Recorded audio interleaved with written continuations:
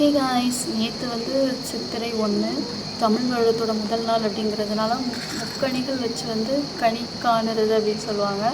So அதெல்லாம் நான் வந்து முந்தின நாள் நைட்டே வந்து ரெடி பண்ணி காலையில் எழுந்திரிச்சு பார்த்துட்டு அப்புறம் வெளியில் கோலம் போடலான்ட்டு வந்தேன். 2 மாடு சண்டை போட்டுட்டு இருந்தது. என்னடா இது வருஷத்தோட ஃபஸ்ட்டு நாள், அதுவுமா இப்படி மாடு சண்டை போடுறத பார்க்கும் அப்படின்னு நினச்சிக்கிட்டே பார்த்துட்டு இருந்தேன். எவ்வளோ நேரம் சண்டை போடுறது தெரியுமா எங்கள் வீட்டு பக்கத்தில். எனக்கே ரொம்ப பயமாயிட்டு. நிறைய மாடுகள்லாம் வந்து நின்று சண்டை போட்டுக்கிட்டு இருந்துச்சு. இதில் பெரிய காளை மாடு வேற வந்து நின்றுச்சு.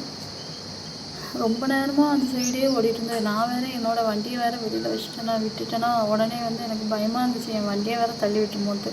அதுக்கப்புறம் எப்படியோ பயந்து கோலத்தை போட்டு வந்துட்டு சின்னதாக தான் போட்டேன். ஏன்னா மாடு போகவே இல்லை. அதனால் பயந்துக்கிட்டு சின்னதாக போட்டு அதுக்கப்புறம் வீட்டுக்குள்ளே வந்து மில்க் பாயில் பண்ணி காஃபி போட்டு காலையிலேயே வந்து கிச்சனெல்லாம் நல்லா க்ளீன் பண்ணிவிட்டு தொடச்சி கோலம் போட்டு அப்புறம் கிட்ஸை நல்லா தூங்கிட்டு இருந்தாங்க. ஸோ வந்து எந்திரிக்கவே இல்லை.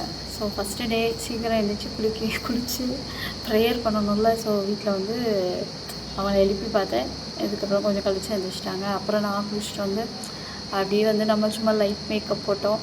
மாய்ஸ்சரைசர் போட்டு தென் பிபி க்ரீம் அப்ளை பண்ணிவிட்டு அப்புறம் வந்து லைட்டாக லிப்ஸ்டிக் போட்டு அப்புறம் வந்து ஃபேஸஸ் கனடாவோட காஜல் போட்டு, ஏன்னா நான் இன்றைக்கி கோயிலுக்கு போகலாம் சாமி கும்பிட்டு அப்படின்ட்டு இருந்தேன். ஸோ அதனால் காலையிலே கிளம்பிட்டா கடகடன்னு சாமி கும்பிட்டு கோயிலுக்கு போயிடலாம்ல. ஸோ அதனால தான் ஓகே அப்படின்ட்டு காலையிலே வந்து குளிச்சுட்டு கிளம்ப ஆரம்பிச்சிட்டேன்.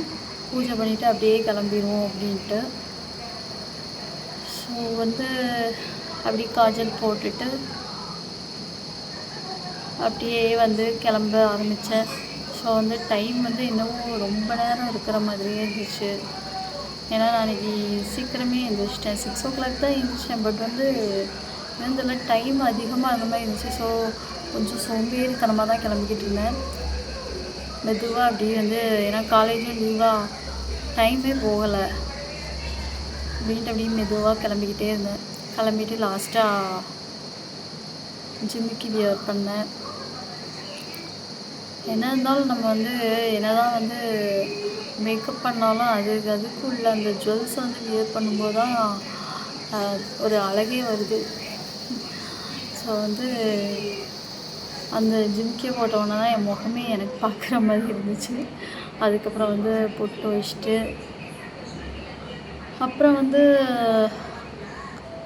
தலையை சீவிடலான்னு பார்த்தேன். கோம் பண்ணால் ஆனால் ரொம்ப தலை வந்து ஈரமாக இருந்துச்சா, ட்ரை ஆகலை. ஸோ ட்ரை ஆனதும் வந்து சீவிக்கலாம் அப்படின்ட்டு நான் லைட்டாக அப்படி சீவி விட்டுட்டு, ஏன்னா சிக்காயிருந்தேன் அதனால் சீவி விட்டுட்டு அதுக்கப்புறம் வந்து அப்படி விட்டுட்டு பால் சுட வச்சுட்டு இருந்தோம்ல. ஸோ அதை வந்து காஃபி போட்டு குடிச்சிட்டு அதுக்கப்புறம் சாரி வியர் பண்ணிவிட்டு அப்புறம் வந்து தலை சீவி பார்த்தேன். அப்போவுமே கொஞ்சம் ரெட்டாக தான் இருந்துச்சு. இருந்தாலும் பரவாயில்ல அப்படின்ட்டு ஒரு கிளிப்பாக போட்டு அப்புறம் வந்து நான் வந்து மேக்ஸிமம் திருநீர் பூசுகிற விட பவுடர் வந்து பூசிக்குவேன். ஏன்னா அது ரொம்ப நேரம் அழியாமல் இருக்கும் அதுக்காக. ஸோ ஒரு குட்டியாக இன்விசிபிள் செயின் வாங்கியிருந்தேன். ஸோ அதையும் அப்படியே வியர் பண்ணிவிட்டு கிளம்பியாச்சு. அப்புறம் மார்னிங் வந்து இட்லி செஞ்சுருந்தேன்.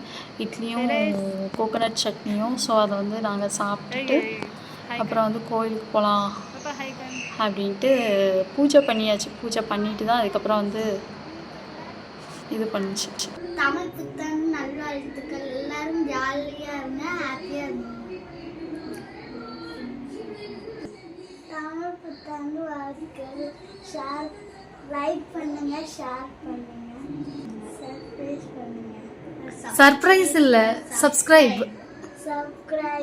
பூஜை பண்ணி முடிச்சுட்டு அப்புறம் வந்து கோயிலுக்கு போகலான்னு கிளம்பணுமா. அப்போது இவங்க ஜூஸ் வேணும்னாங்க. ஸோ அதனால் ஒரு சூப்பர் மார்க்கெட் கூப்பிட்டு போனேன். உடனே ஸ்ப்ரைட் எடுத்துட்டாங்க. அதெல்லாம் குடிக்கவே கூடாதுன்னு சொன்னால் கேட்கவே மாட்டேனாங்க. சரி ஒரு நாள் தானே அப்படின்ட்டு வாங்கிட்டு அப்புறம் பாப்பா வந்து காமெடி பண்ணிகிட்டு இருந்தா. சைலேஷ் எப்போதுமே சேட்டை பண்ண முடியாது. அந்த பாப்பாவால் எனக்கு எப்போதுமே காமெடியாகவே இருக்கும். ஸோ வந்து சிரிப்பாக இருக்கும் அவளோட. பேக்கையும் ஆளையும் போயிடும். அப்புறம் அவளை வச்சு கொஞ்சம் காமெடி பண்ணிவிட்டு அப்படியே கிளம்பிட்டோம். ஸோ இப்படி தான் இன்றைக்கி போணுச்சு. Okay bye, thank you.